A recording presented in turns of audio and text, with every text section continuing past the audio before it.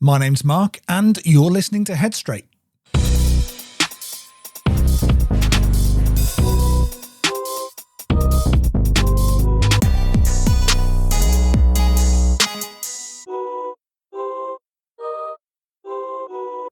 Hello you lot, and welcome back to episode 2.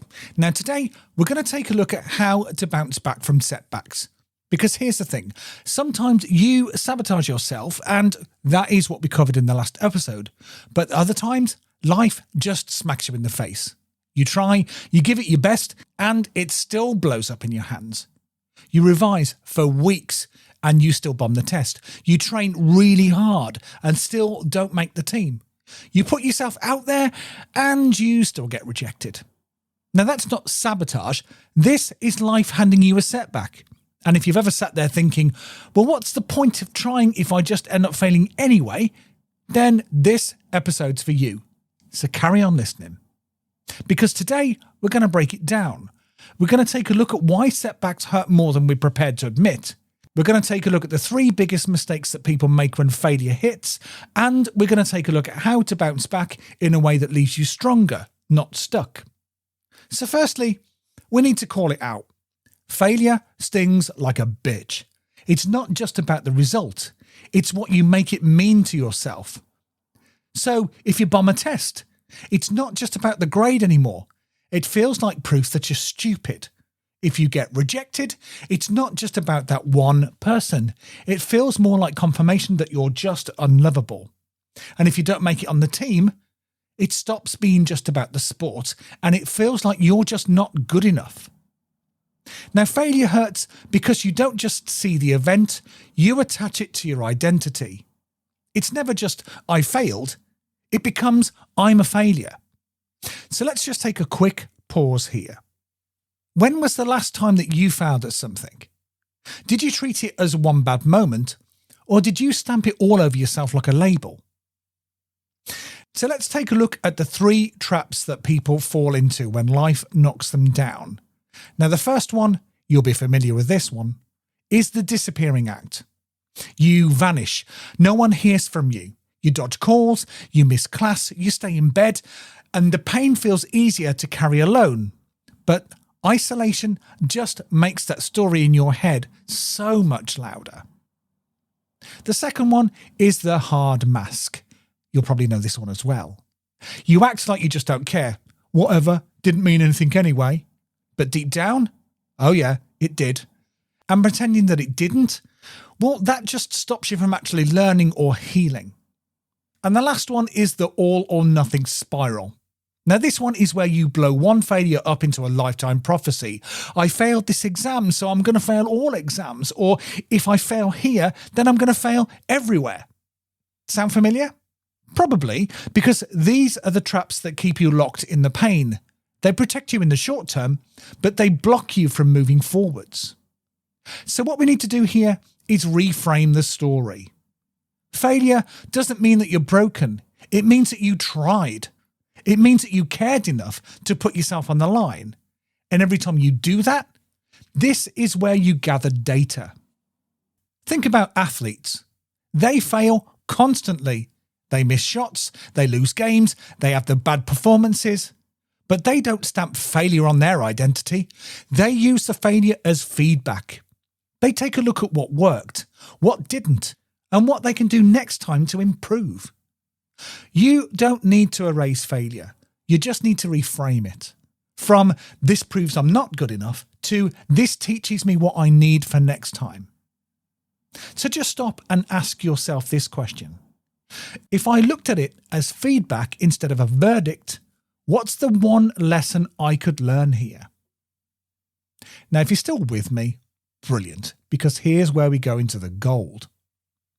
Because bouncing back isn't about pretending that it didn't hurt, because it does. It's about rebuilding momentum in a way that makes you stronger. So let me give you 3 tips to work from.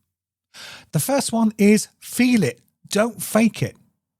Because failure hurts, as I've said, like a bitch. Ignoring it or slapping on toxic positivity just buries it deeper. So the first step, admit that it sucked. Cry if you need to.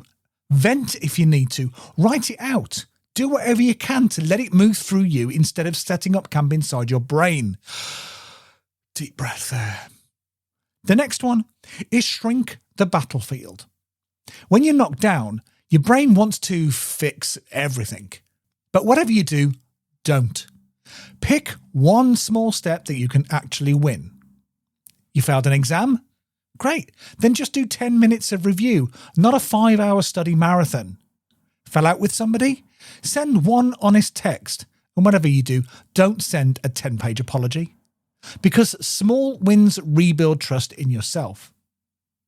And the third point is rewrite the label.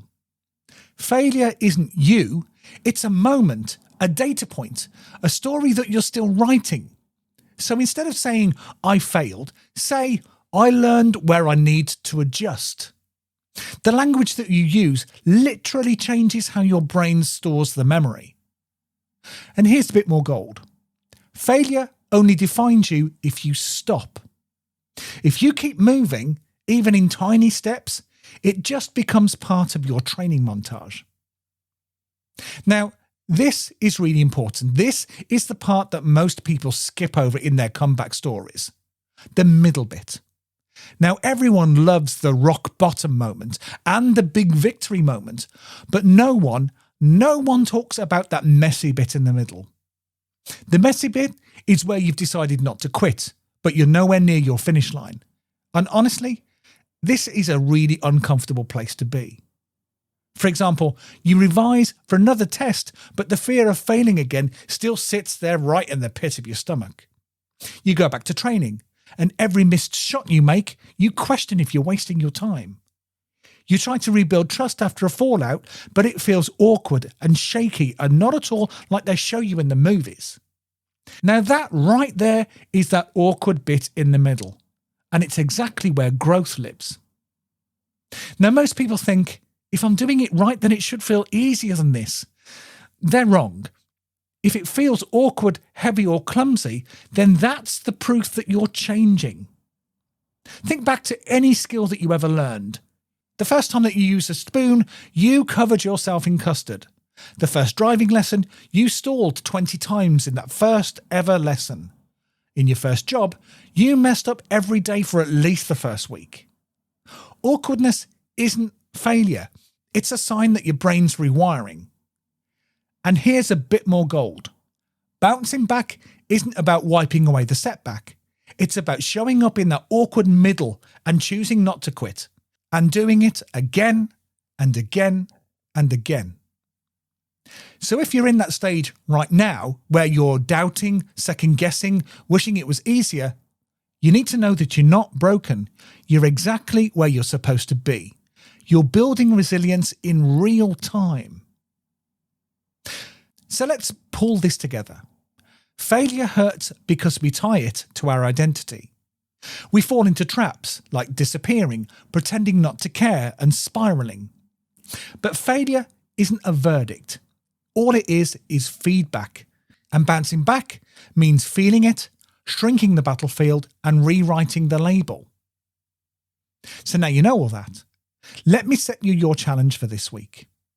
I want you to think of one recent failure or setback. Then I want you to name the trap that you fell into. Did you disappear? Did you mask it? Did you spiral?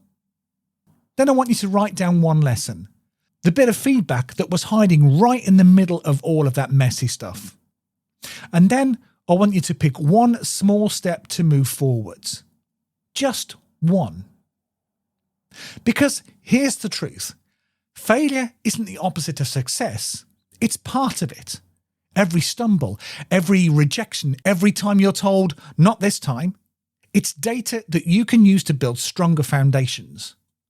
You don't bounce back by erasing failure. You bounce back by carrying it with you, learning from it, and proving to yourself that it doesn't get the last word.